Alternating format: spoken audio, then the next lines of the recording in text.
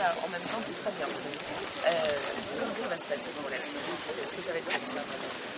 Les vendredis, oui. Ouais, les vendredis, oui, parce qu'on ne veut pas gêner, malgré que la majorité, comment dire, fait la prière, que ce soit surtout au rez-de-chaussée, mais on ne veut pas gêner, comment dire, ni les femmes de chambre et tout. On avait toujours de bons rapports avec eux.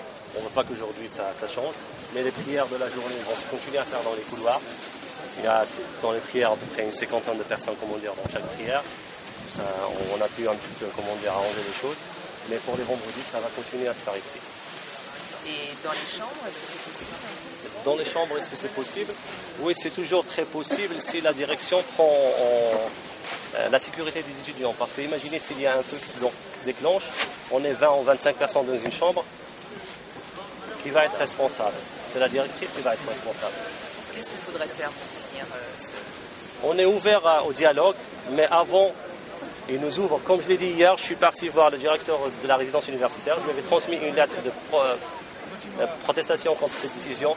Je dis, si vous voulez vraiment montrer la bonne foi, réouvrez notre salle, donnez-nous nos affaires, et après on discute et on est toujours prêt à des solutions qui arrangeront tout le monde.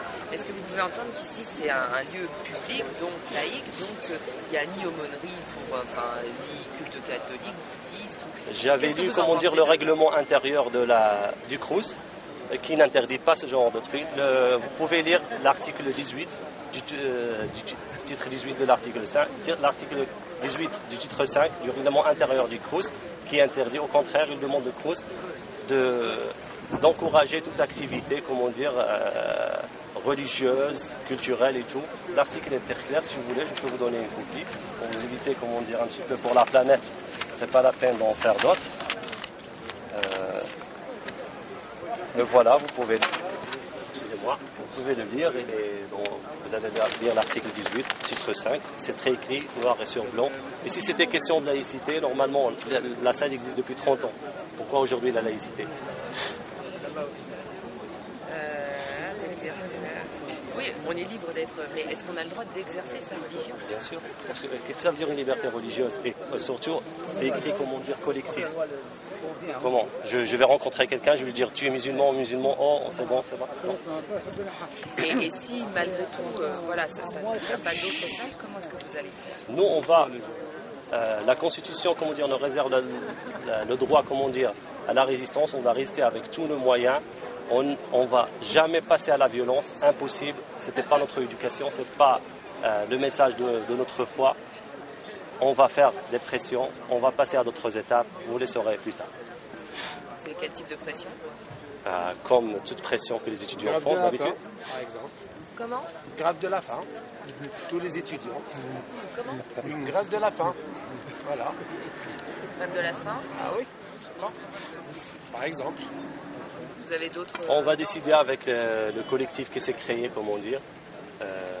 Toute pression et toute décision seront prises après. Je ne sais pas moi qui décide tout seul. Et il y a des étudiants, c'est avec concertation de tous les étudiants. Et ce que les étudiants décidera, ça va être la solution. Et autour de vous, est-ce que vous êtes tous étudiants ou est-ce qu'il y a La majorité des étudiants, mais qu'il y a des gens qui sont venus de l'extérieur, qui habitent à Antony, et la majorité des personnellement, je suis anciens résidents. Et je trouve que cette situation est inadmissible, honnêtement. Inadmissible. Pour vous, quel est le problème de fond dans cette Le problème de fond, c'est un problème lié à l'exercice du culte, tout simplement. Je veux dire, la religion, apparemment, la religion musulmane gêne.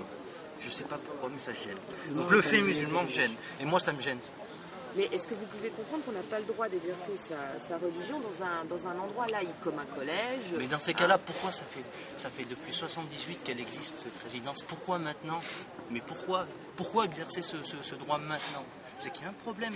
Il y a un problème avec le fait musulman, pour moi, en tous les cas. Moi, je suis parfaitement intégré ici, je suis né ici, j'habitais au bâtiment G ici, et je soutiens à fond cette action. Et je viendrai prier ici tout le temps qu'il faudra pour soutenir cette action. Voilà. Je suis moi-même enseignant, et je vois pas pourquoi on ne peut pas exercer librement son culte, tout simplement. Et est-ce que vous pouvez entendre le fait que pendant 10 ans, il y a eu en effet une situation qui s'est encroustée. Pendant 30 ans, madame. 30 ans 30 ans. 76-2006. Et que pendant ces 30 années, bon ben voilà, il y a une situation de fait qui a perduré, qui n'aurait pas dû perdurer. Aujourd'hui, il y a juste une remise en cause.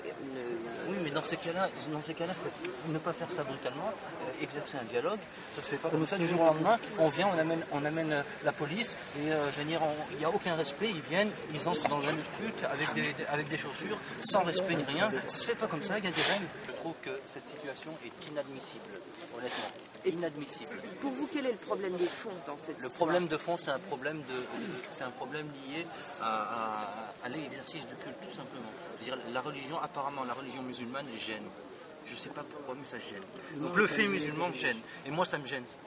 Mais est-ce que vous pouvez comprendre qu'on n'a pas le droit d'exercer sa religion dans un endroit laïque, comme un collège? Mais dans ces cas-là, pourquoi ça fait depuis 78 qu'elle existe, cette résidence? Pourquoi maintenant? Mais pourquoi exercer ce droit maintenant? C'est qu'il y a un problème. Il y a un problème avec le fait musulman, pour moi, en tous les cas. Moi, je suis parfaitement intégré ici, je suis né ici, j'habitais au bâtiment G ici, et je soutiens à fond cette action. Et je viendrai prier ici autant qu'il faudra pour soutenir cette action. Voilà. Je suis moi-même enseignant, et je vois pas pourquoi on ne peut pas exercer librement son culte, tout simplement.